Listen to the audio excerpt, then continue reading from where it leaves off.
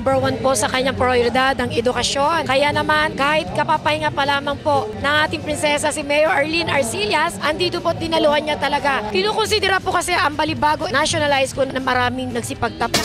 Maraming nagsisipagtapos dito. Actually, medyo konti nga ngayon, 600 plus lang. Normally, it's 800 kasi ito yung high school dito sa cluster na ito. Parang second part of Santa Rosa. But anyway, maiibsa na po ang kanilang discomfort sa mga masisigip na classroom kasi nagpagawa po tayo ng 24 classroom. That if i-feature natin yan dito, i-bless natin yon. Magagamit syempre yon this coming school year. Syempre ngayon, sinasagawa natin ang graduation, pagsisipagtapos po ng mga estudyante natin sa Balibago National High School. Ang principal po dito ay si Ma'am Edna Taborat. Sa aming butihing mayor po ng Santa Rosa City, kami po ibulubos na nagpapasalamat sapagkat lahat po ng pangangailangan ng mga mag-aaral ay kanyang tinutugunan. Katulad ngayong graduation po ay siya lahat po ang sumagot para maging maayos ang graduation ng mga bata. Mayor, salamat po. Santa Rosa, una sa Laguna. Ako'y nagpapasalamat sa magulang, sa mga graduates, sa punong guro, sa guro at sa barangay. Dahil tinutulungan nila kung ihatid ang dekalidad na edukasyon sa lungsod ng Santa Rosa, of course through DepEd headed by Dr. Belen R. Manzanero. Gusto natin syempre patuloy nilang papaunlarin ang kanilang mga sarili. We have the alternative learning system, mga non-formal education po natin, mga trainings dito sa lungsod ng Santa Rosa. Libre din po yon. Meron tayong Santa Rosa Manpower Training System accredited by TESDA. Ayun yung mga medyo technical courses. Libre din yon na binibigay natin. Ang universidad sa Santa Rosa ay ang Polytechnic University of the Philippines Santa Rosa Extension na magpapagawa na rin po tayo ng sarili nilang building. It is wholly supported by the city government of Santa Rosa and it's a state university. 3 years ago, I attended a graduation. May lumapit sa akin, nilapit ng principal. Yung isa po ay wala na rin magulang. Si Ana rin po, si Melanie. Pinuha po natin, kinukup natin. Very proud ako doon, parang mga anak ko.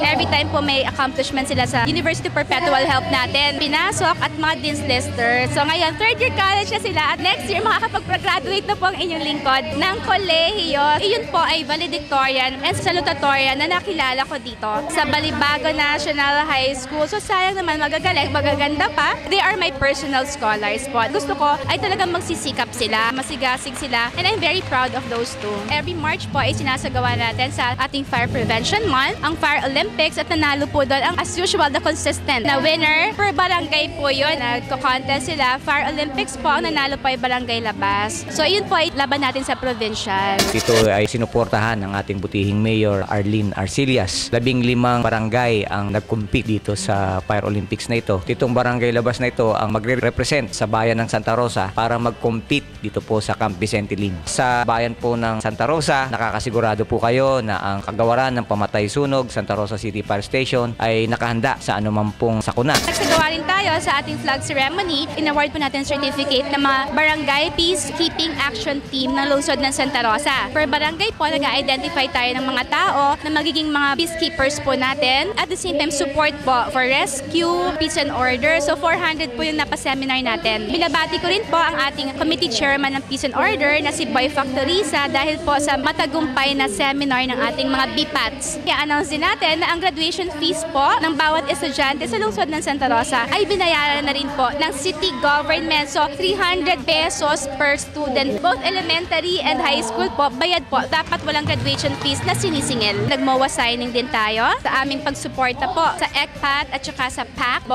no to sex trafficking on children and young people and women, of course. Together with ECPAT, PAC, and of course Body Shop, we violently say no to sex trafficking and most especially to abuse to women and children. Ang culmination po nun ay ang dental mission ng one of our biggest women's group in Santa Rosa na advisor din po ang inyong lingkod, ang Angat Kababaihan. So binabati ko ang mga officers and members ng Angat Kababaihan at syempre po ang ating mga dentistang tumulong doon. We will be doing that regularly na po through the Mayor's Caravan. La-launch na rin po ulit natin ang ating Mayor's Caravan. We will be going to mga depressed areas to do medical, dental, mission, and other services pagpaparehistro po ng birth. Mayor, nalalapit na rin po ang ating silakbo, April 10. April 10, in time with the Earth Week celebration natin, and we will be having the Silakbo, Sikad Lakad Takbo. Together with that, yung ating Miss Earth na mga candidates ay may sasama po para maglakad din. So in time for our fiesta po, April 30, magkakaroon na tayo mga programa starting next weekend. 7 nights program po sa ating City Plaza ay ang